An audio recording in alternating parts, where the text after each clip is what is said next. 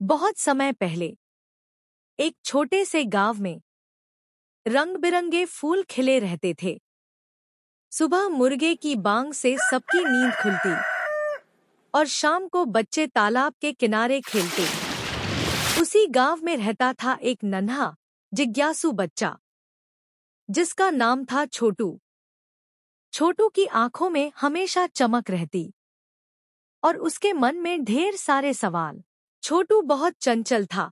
वह अपने घर में सबसे ज्यादा शरारती था। कभी दीवारों पर चित्र बना देता तो कभी छत से लटककर सबको हंसाता। उसकी शरारतें घरवालों को परेशान भी करती, मगर सब उसके बिना एक पल भी नहीं रह पाते थे। छोटू एक धूप भरी दोपहर उसने पुराने बरगद के पेड़ की जड़ों में एक छोटा लकड़ी का दरवाजा देखा। दरवाजे के आसपास तितलियां उड़ रही थी। छोटू उनके साथ खेलने लगता है। तभी वो दरवाजे पर बने चांद सितारे देखता है और जैसे ही दरवाजा छूता है एक तेज रोशनी से छोटू की आंखें चौंधिया जाती है। छोटू इस रोशनी के साथ एक अलग ही दुनिया में चला जाता है जहां हर एक जानवर आपस में बात कर रहे थे। ये सब देख के छोटू हैरान हो जाता है। छोटू धीरे धीरे उन जानवरों के पास गया। उनकी बातें सुनकर और उनके चेहरे देखकर उसे एहसास हुआ कि वे सब बहुत परेशान हैं। तब उसे पता चला कि वे जिस नदी पर निर्भर हैं, जो अब धीरे धीरे सूख रही थी।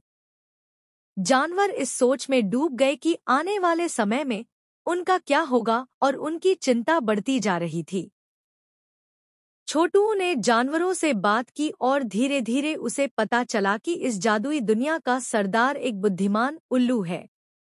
वह उल्लू हमेशा जानवरों को हर मुश्किल से बचाता आया था, लेकिन अब वह बहुत बूढ़ा हो गया था और अकेले कुछ कर नहीं पा रहा था। फिर उस उल्लू ने छोटू को बताया कि नदी को फिर से बहने लायक कैसे बनाया जा सकता है। छोटू ने देखा कि जादुई दुनिया के ऊंचे पहाड़ पर एक विशाल पेड़ है जिस पर सुनहरा फूल चमक रहा था। उल्लू ने बताया कि इसी फूल को नदी में डालने से नदी फिर से जीवन पाने लगेगी। लेकिन छोटू को यह भी समझ में आया कि इस साहसिक कार्य में कई बड़े खतरे भी हैं। छोटू जैसे ही सुनहरा फूल लेने पहुंचा, एक रहस्यमयी आवाज ने उससे सवाल किया, ऐसी कौन सी चीज है जो जितनी बांटी जाए उतनी ही बढ़ती है? छोटू ने गहरी सोच में एक पल रुककर अपने दिल की बात सुनी और फिर उत्साहित होकर बोला, खुशी। छोटू ने साहस जुटाया, सुनहरा फूल लिया और उसे धीरे धीरे नदी में रखा। अचानक पानी में चमक फैल गई और सूखी हुई नदी फिर से बहने लगी। चारों ओर जीवन और खुशी लौट आई। नदी फिर से बहने लगी और चारों ओर जीवन लौट आया। जानवरों की आंखों में खुशी और चमक साफ साफ झलक रही थी। वे सभी उल्लासित होकर कूदने और हंसने लगे। अचानक वही रहस्यमय दरवाजा सामने प्रकट हुआ। उसमें से निकलती हुई तेज रोशनी छोटू को अपनी ओर खींचने लगी।